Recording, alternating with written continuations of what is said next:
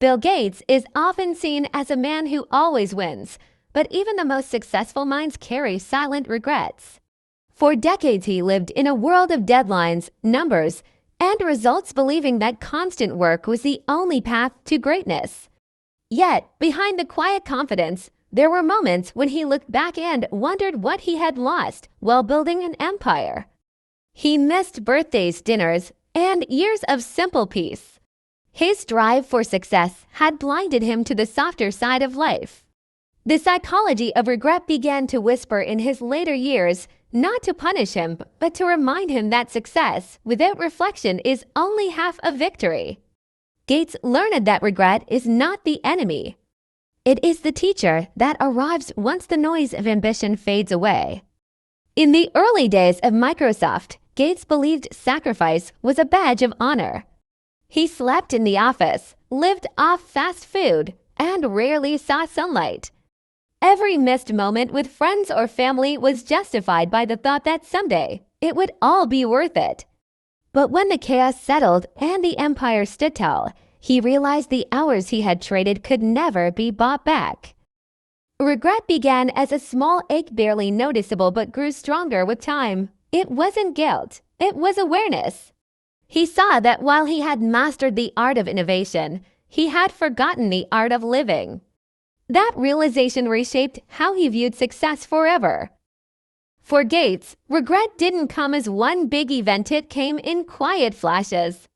A photograph of an old friend, a letter from his mother, a conversation he never finished. These moments carried weight because they reminded him of what he once ignored. He began to understand that intelligence can make you rich, but reflection makes you human.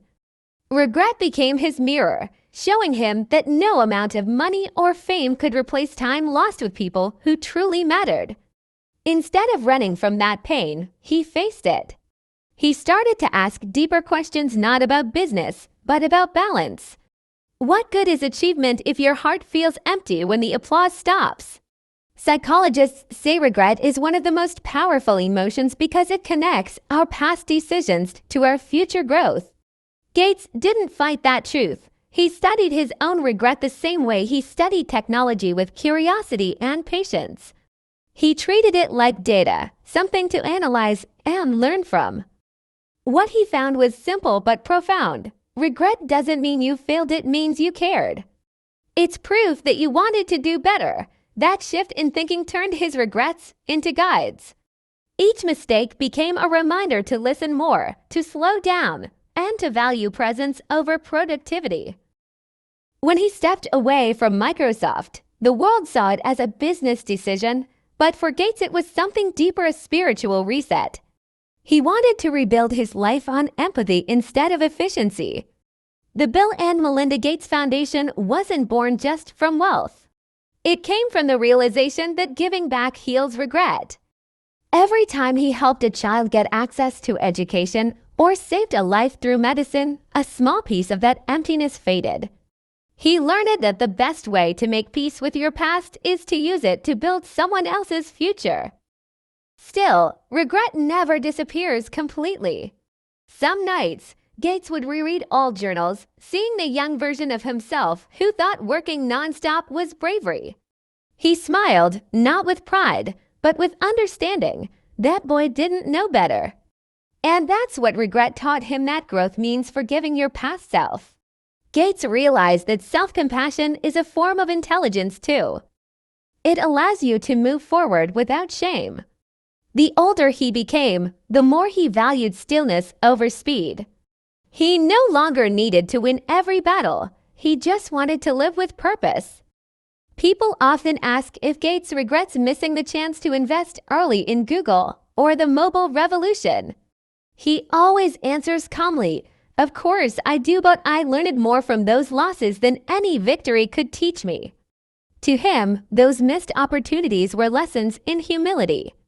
They reminded him that no one, not even the smartest man in the room, can predict everything.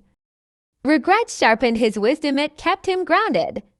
It taught him to respect time, timing, and the simple truth that you can't control every outcome, but you can control how you respond. The psychology of regret eventually became Gates's secret source of peace. It made him more patient, more thoughtful, and more open to change. He began mentoring young innovators, not just about coding or business, but about life, about making room for love, curiosity, and rest. He told them that regret will visit everyone who dreams big, but what matters is how you welcome it. Do you let it haunt you, or do you let it teach you? Gates chose to learn. His regrets didn't define him. They refined him. As he grew older, Gates spoke more openly about the emotional side of success. He said that the greatest discovery of his life wasn't in technology, but in psychology, the understanding that fulfillment doesn't come from perfection. It comes from acceptance. Regret, when embraced, becomes a compass pointing you toward wisdom. He began to see it as a silent partner in his journey, a force that balanced his logic with empathy. The man who once built machines to think now used his heart to feel, and that made him truly complete. Today, when Bill Gates looks back, he doesn't see a list of mistakes. He sees a story, a human story filled with lessons, love, and learning. His regrets no longer hurt, they guide him. He spends his days reading, teaching, and reflecting. The world still sees him as a billionaire genius, but inside, he's just a man who finally made peace with time. That's the psychology of regret. It's not about wishing the past was different, it's about growing wiser because it wasn't. And that's what makes Bill Gates not just a symbol of success, but a symbol of understanding.